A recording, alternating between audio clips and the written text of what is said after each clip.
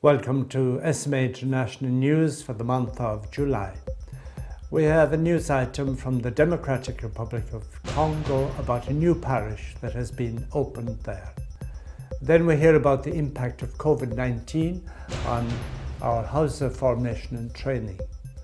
And lastly, we hear about the celebration in Freetown when SMA community there celebrated the 9th anniversary of the return of SMA to the Archdiocese. First, we go to the Democratic Republic of the Congo, where a new parish has recently been entrusted to the care of SMA. The parish, St. Thomas Aquinas of Mampu, is a rural parish some 150 kilometers from Kinshasa.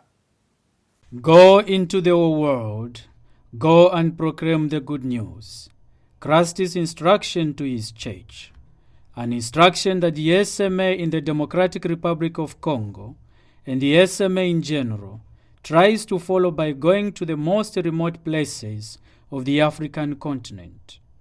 An instruction that has once again become a reality in the Democratic Republic of Congo with the opening of the parish of St. Thomas Aquinas of Mampu, a parish located in the outskirts of the Archdiocese of Kinshasa. La paroisse, c'est un milieu vraiment rural. The parish is in a rural environment of first evangelization. It was a secondary station of the Blessed Anouarit parish, which was taken care by the diocesan. I am the first priest to reside here, the first parish priest to begin this mission, which was entrusted by the Archdiocese to the SMA. The work that the diocesan did was sporadic. Our presence gives another new form of mission. We go almost everywhere in the 14 stations. When I arrived, the parish had 9 stations. Now we have 14, so 5 new stations with our presence. What makes us happy here is to see these people who are very happy to see us, to see priests again after 10 good years. It has been 10 years since they have not seen priests, not received the sacrament, and haven't even had Mass. Our presence is truly a joy to the people of God who have long been abandoned without the presence of a priest. La présence des prêtres. Depuis l'arrivée des pères. Since the arrival of the SMA fathers in our parish, our status has really changed. From an outstation, we have become a parish. We have a permanent priest who celebrates masses for us every day. And we also have an organization that is being put in place to revive all the activities of the parish. We have meetings going on, reorganization of certain commission for the parish to be really active. There is an influx of Christians who come a lot on Sundays. We have a lot of training given, and we also have the possibility with the SMA fathers to go to the outstation for pastoral services. And so, since they have been here, pastoral has taken form and is now fully active. Et la plus chère auprès de nous. A pastoral which is not without difficulty. En fait, la paroisse Saint-Thomas d'Aquin, notre nouvelle paroisse. In fact, the parish of St. Thomas Aquinas, our new parish, is in the Archdiocese of Kinshasa, but it is 150 kilometers from the city of Kinshasa. And the outstations are distant from each other. The closest is 12 kilometers away. It is truly an area of primary evangelization. The road conditions is terrible. And since the outstations are really far from each other, this makes the work sometimes very difficult. This is somehow the difficulties that I face in this new mission in the parish of St. Thomas Aquinas. la paroisse Saint-Thomas d'Aquin. And now we will hear about the impact of COVID-19 in our houses of formation and training. What effect did the pandemic have on our formation programs, and how did the staff and students cope with the threats to health and well-being? The COVID-19 pandemic, with its devastating effects, has spared no social stratum, no generation, no sector of activity. Our SMA formation houses, like the rest of the world, have suffered and continue to suffer the consequences. Even though probably in most African countries the restrictions related to virus were somehow less present than the ones in Europe, still that affected the formation in a very serious way. In many cases, in most cases, seminarians had to stay in the formation houses all the time without a possibility of going out to participate physically in the courses at the seminary. So it resulted in the reality of students living under one roof literally 24/7.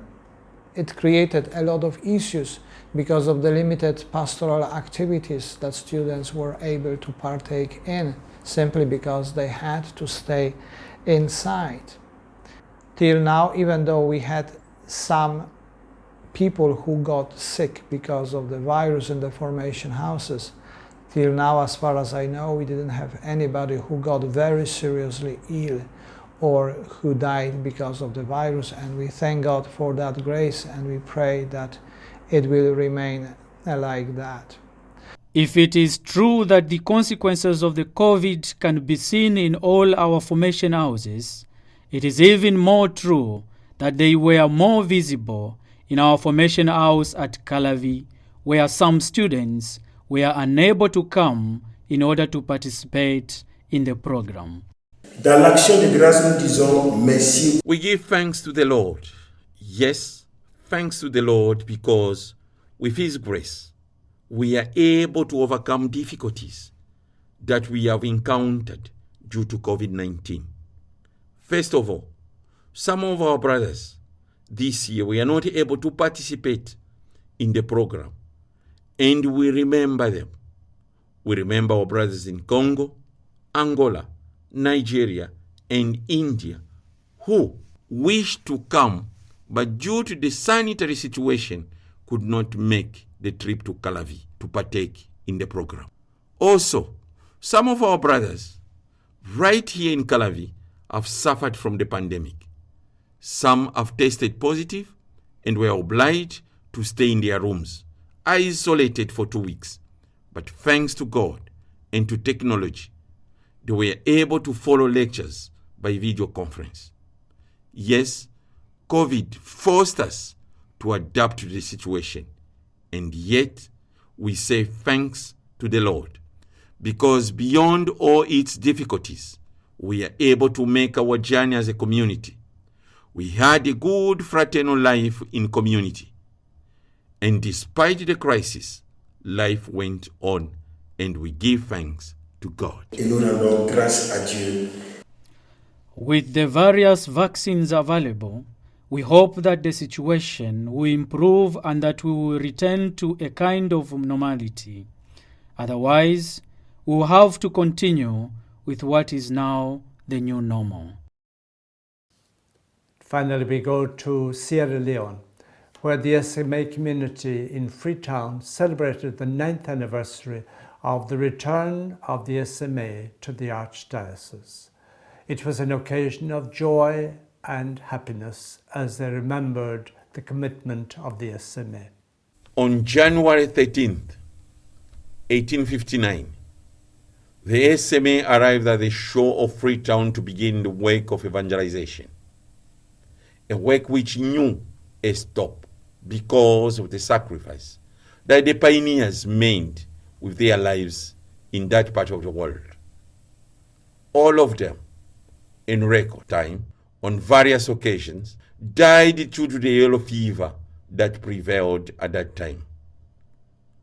Oh, including the founder, Bishop de Marion Bresiac, paid with their lives the proclamation of the gospel.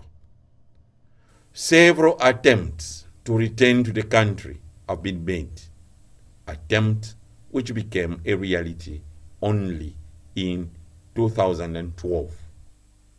Through the assistance of the Archbishop, Most Reverend Dr. Edward Tamba Charles, the SMA Fathers returned to Freetown in November 2012 and settled in the village of Kuama after 153 years of absence of the SMA mission due to the tragic death of its first missionaries, including the founder far back in the year 1859. And since our return here in Freetown, many Catholic communities present here under our care have been asking us, the SMA Fathers, for a sort of assistance to be given them in their already established Catholic schools. Today, the SMA Fathers, well settled in the Diocese of Freetown, work to nourish and nurture the seeds sown in the ground by the pioneers.